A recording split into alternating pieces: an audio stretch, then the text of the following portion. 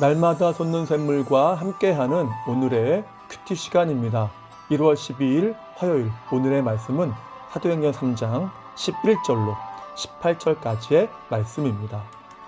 나은 사람이 베드로와 요한을 붙잡으니 모든 백성이 크게 놀라며 달려나아가 솔로몬의 행각이라 불리는 행각에 모이거늘 베드로가 이것을 보고 백성에게 말하되 이스라엘 사람들아, 이 일 왜 놀랍게 여기느냐? 우리 개인의 권능과 경건으로 이 사람을 걷게 한 것처럼 왜 우리를 주목하느냐? 아브라함과 이삭과 야곱의 하나님, 곧 우리 조상의 하나님이 그의 종 예수를 영화롭게 하셨느니라. 너희가 그를 넘겨주고 빌라도가 놓아주기로 결의한 것을 너희가 그 앞에서 거부하였으니 너희가 거룩하고 의로운 일을 거부하고 도리어 살인한 사람을 놓아주기를 구하여 생명의 주를 죽였도다. 그러나 하나님이 죽은 자 가운데서 그를 살리셨으니 우리가 이 일의 증인이라. 그 이름을 믿음으로 그 이름이 너희가 보고하는 이 사람을 성하게 하였나니 예수로 말미암아 난 믿음이 너희 모든 사람 앞에서 이같이 완전히 낫게 하였느니라. 형제들아, 너희가 알지 못하여서 그리하였으며 너희 관리들도 그리한 줄 아노라. 그러나 하나님이 모든 선지자의 입을 통하여 자기 그리스도께서 고난받으실 일을 미리 알게 하신 것을 이와 같이 이루셨느니라. 새로운 아침입니다. 여호와 로이, 하나님은 우리를 인도하시는 선한 목자가 되십니다. 오늘 설교 제목은 우리가 이 일의 증인이라입니다. 그러면 여기서 이 일은 무엇일까요? 그것은 15절에서 말하지만 예수 그리스도의 죽음과 부활입니다. 한마디로 복음이죠. 다시 말해 우리는 이 복음의 증인이라는 것입니다. 그러면 복음의 증인이 되기 위해서 필요한 것은 무엇일까요?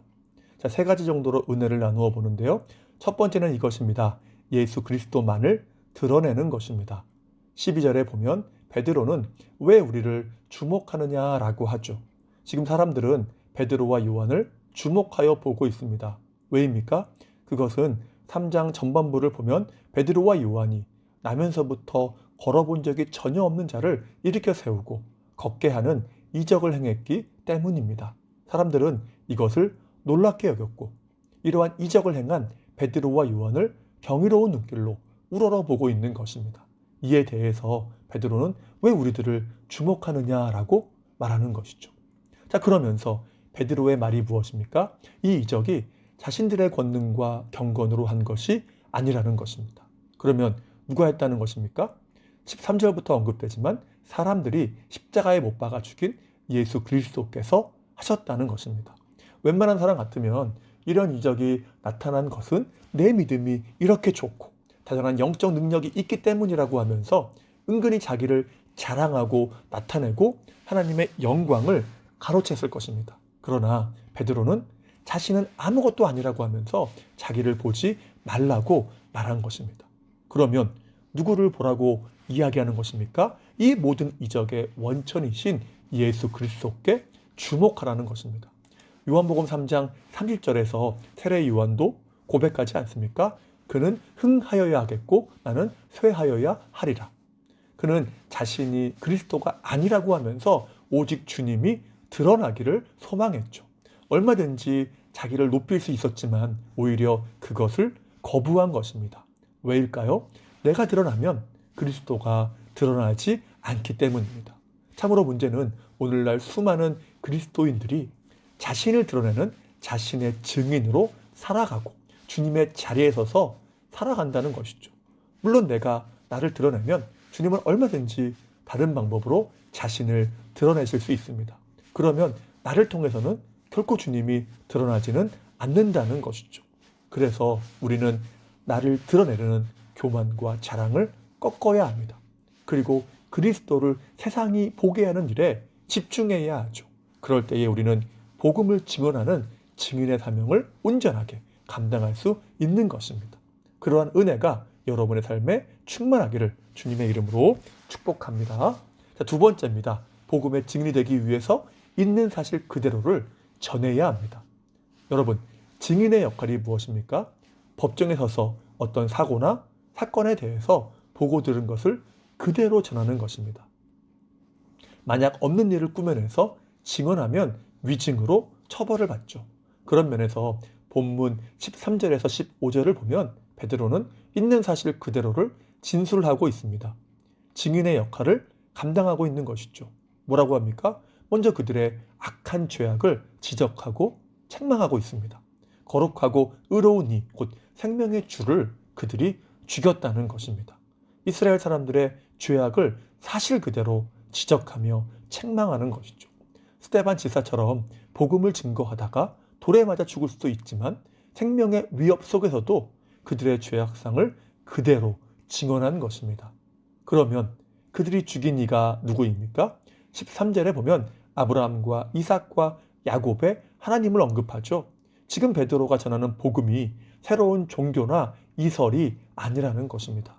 구약부터 예언되어진 메시아, 곧 예수 그리스도에 관한 복음이라는 것이죠. 그리고 계속해서 주님을 하나님의 종으로 묘사하죠. 그래서 이사야서 53장 11절을 보면 먼저 주님의 고난당하실 모습을 묘사하고 주님을 나의 의로운 종으로 표현하고 있죠. 그러니까 고난을 당하고 죽으신 주님이 이미 구약에서 선포되고 예언되어진 메시아라는 것입니다. 그러면서 15절을 보면 주님을 생명의 주라고 하죠. 우리가 믿기만 하면 영원한 생명을 주시는 분이라는 것입니다. 그런데 이러한 주님을 그들이 죽인 것이죠. 그러면 이것으로 모든 것이 끝났을까요? 그렇지 않습니다. 이것으로 끝났다면 우리는 세상에서 가장 불쌍한 자일 것입니다. 그러나 주님은 부활하셨습니다. 누가 살리셨습니까? 본문 15절에서 말씀하죠. 하나님이 죽은 자 가운데서 그를 살리셨으니. 그래서 로마서 8장 11절을 보면 예수를 죽은 자 가운데서 살리신 이의 영이라고 하죠. 곧 하나님께서 하나님의 영, 곧 성령을 통해서 주님을 살리신 것입니다. 이것이 은혜가 되는 것은 이러한 하나님은 성령을 통해서 우리의 죽을 몸 역시 살리실 것이기 때문이죠. 이것이 복음 아닙니까? 이러한 복음에 대한 바울의 결단을 들어보시기 바랍니다. 사도행전 20장 24절이죠. 내가 달려갈 길과 주 예수께 받은 사명, 곧 하나님의 은혜의 복음을 증언하는 일을 마치려 하면은 나의 생명조차 조금도 귀한 것으로 여기지 아니하노라. 목숨 걸고 복음을 전하겠다는 것인데 베드로가 그랬다는 것이죠. 생사 여탈권을 가진 사내들인 공의회에서 목숨을 걸고 지금 복음을 담대하게 증언하는 것입니다. 우리도 이러한 복음을 삶 속에서 담대하게 그리고 있는 그대로 증언하고 전파하는 복음의 증인이 될 수 있기를 간절하게 소망합니다. 세 번째입니다. 복음의 증인이 되기 위해서 우리는 믿음이 있어야 합니다. 베드로는 앞에서 언급한 대로 나면서부터 걸어본 적이 없는 자를 걷게 하는 이적을 행했습니다. 그 원동력이 무엇입니까? 그것은 예수께서 메시아, 곧 하나님의 아들이심을 믿었기 때문이었습니다. 베드로의 신앙 고백을 기억하십니까? 마태복음 16장 16절이죠. 주는 그리스도시요 살아계신 하나님의 아들이시니이다. 우리가 운전하다가 이 고백을 많이 보죠. 자동차 뒷부분에 물고기 모양으로 표시되어 있습니다. 그것을 익투스라고 읽는데 여기에 마태복음 16장 16절 말씀이 들어가 있죠. 아무튼 베드로는 예수님이 메시아 곧 성자 하나님이심을 믿었고 그의 죽음과 부활을 확실히 믿었습니다. 때문에 주님은 그를 통해서 일하신 것이죠. 이적이 나타나게 하신 것입니다. 왜입니까? 주님은 사람을 통해 일하시는데 특별히 믿는 자를 통해 일하시기 때문입니다. 그리고 베드로는 이러한 믿음으로 목숨 걸고 복음을 전하는 증인의 사명을 감당한 것입니다. 그래서 주님도 마가복음 9장 23절에서 말씀하시죠. 할 수 있거든이 무슨 말이냐? 믿는 자에게는 능치 못할 일이 없느니라. 아무리 작은 믿음이라도 살아있는 믿음은 항상 열매와 능력이 나타납니다. 주님이 일하시기 때문이죠. 이런 믿음이 없다면 우리는 확신을 가지고 주님을 증언할 수 없습니다. 머뭇머뭇하다가 복음을 증거할 기회마저 잃을 것입니다. 그러므로 내가 먼저 생명과 능력의 복음을 온전히 신뢰하는 말 그대로 신자가 될 수 있기를 주님의 이름으로 축복합니다. 자, 이제 말씀을 마무리하겠습니다. 자, 본문은 우리가 복음의 증인이 될 것을 권고합니다. 우리가 해야 할 일은 오직 세상으로 그리스도를 보게 하는 일입니다. C.S. 루이스는 행복에 대해서 말하면서 당신은 잃을지도 모르는 그 어떤 것에 당신의 행복을 걸지 말아야 한다고 말했습니다. 그렇습니다. 우리의 진정한 행복은 오직 유일한 소망 되시는 주님께 있으며 그분을 전할 때에 우리의 삶은 가치를 더하고 빛나는 삶이 되는 것입니다. 그러므로 우리 주님의 복음을 증언하는 증인으로 일평생 쓰임받는 복된 인생 되시기를 주님의 이름으로 축복합니다. 기도하겠습니다. 사랑과 은혜가 충만하신 여호와 하나님 감사합니다.